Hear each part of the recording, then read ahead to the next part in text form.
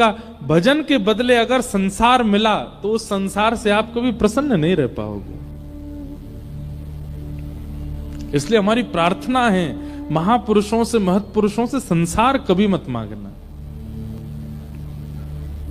भाई, धनवान व्यक्ति धन ही दे सकता है, गुणवान व्यक्ति गुण ही दे सकता है, भजनवान व्यक्ति संसार कैसे दे देगा? भजन ही तो देगा आपको।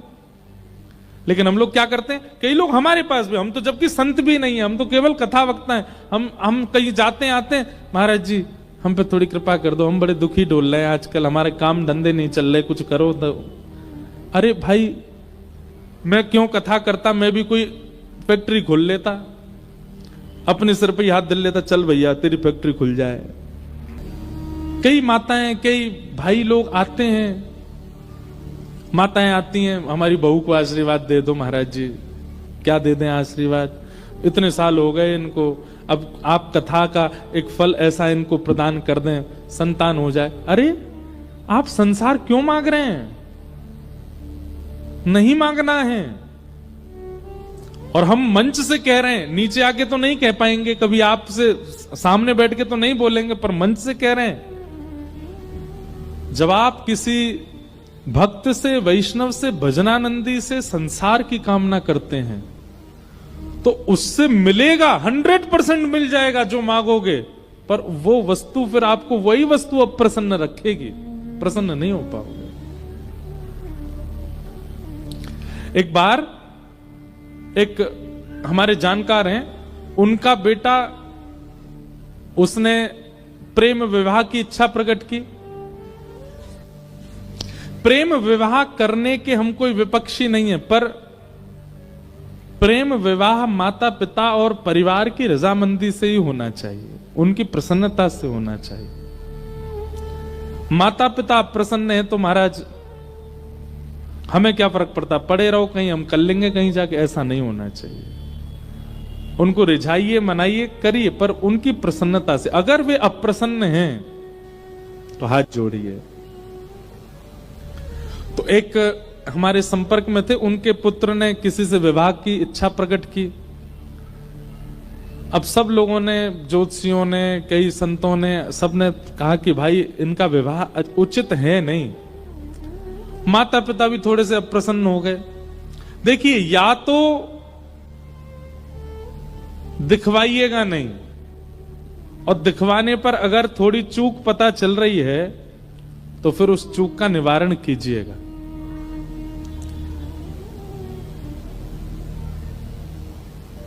कई बार कैंसर के पेशेंट अपने आप अपना चेकअप नहीं कराते तो लंबे जी जाते हैं, पर चेकअप कराने के बाद उनकी आयु अपने आप ही घटने लग जाती है।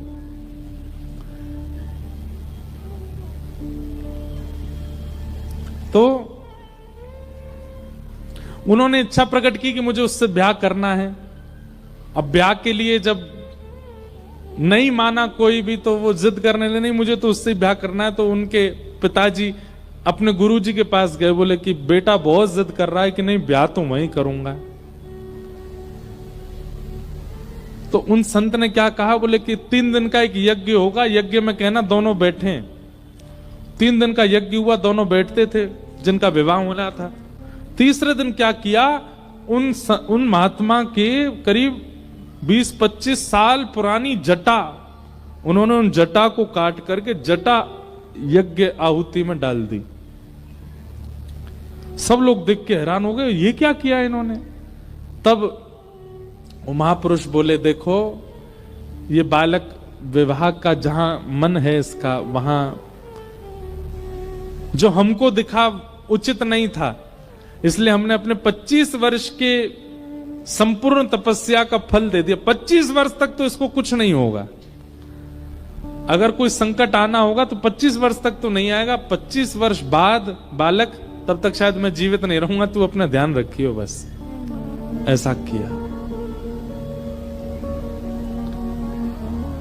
हमारे मन में ये बात आई कि एक महापुरुष ने 25 वर्ष तक भजन किया, और उस भजन का बलिदान एक व्यक्ति के दाम्पत्य संसारी जीवन को सुखी करने के लिए किया। वो दोनों संग तो हो गए पर प्रसन्न नहीं रह पाए। क्यों? एक महत् पुरुष ने अपना भजन का बल दे दिया। भजन के बल से भजन उत्थापित हो सकता है, भजन के बल से संसार उचित नहीं हो पाएगा। इसलिए हमारी प्रार्थना कभी संत महापुरुष भजनानंदियों से कभी संसार मत मांगना। मांगना हो तो भजन ही मांगना, मांगना हो तो ठाकुर जी को ही मांगना। संसार में संसार मांगोगे मिल जाएगा, पर प्रसन्न नहीं रह पाओगे।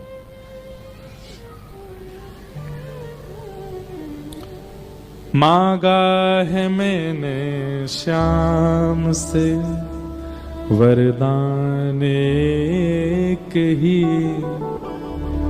तेरी कृपा बनी रहे जब तक है जिंदगी। मांगा है मैंने श्याम से वरदान एक ही वरदान मांगो, आप कृपा बनाए रखना बस। धुंधुकारी गोकर्ण जी महाराज को आत्मदेव जी को फल दे दिया संत ने। आत्मदेव जी ने जाकर के वो फल अपनी पत्नी को खिला दिया, लेकिन पत्नी ने फल खाया नहीं, गैया को खिला दिया। तो गैया के गर्भ से एक बालक ने जन्म लिया जिसका नाम हुआ गोकर्ण। और धुंधुकारी ने अपने सहेली के बालक को ही अपना बता दिया, उसका नाम रखा गया धुंधुकारी। धीरे धीरे दोनों बालक बड़े हुए। गोकर्ण पंडित ज्ञानी बना, धुंधुकारी महान दुष्ट हुआ, अपने माता पिता को ही मारने लगा, ऐसा व्यवहार माता पिता के प्रति करने लगा। माता पिता दुखी हो गए। मां ने तो अपने प्राण त्याग दिए कुआं में कूद करके, और पिताजी घर छोड़ के चले गए। जीवन में एक बात याद रखिएगा, माता पिता कभी अप्रसन्न ना हो आपकी किसी क्रिया से, चाहे जैसा जीवन आपने देखा हो।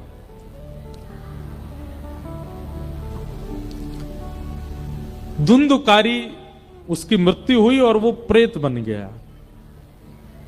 प्रेत बनने के बाद अब उसकी मुक्ति का उपाय कई किए, लेकिन वो मुक्त नहीं हो पाया। माता पिता से द्रोह करने वाला बालक मृत्यु के बाद प्रेत ही बनेगा।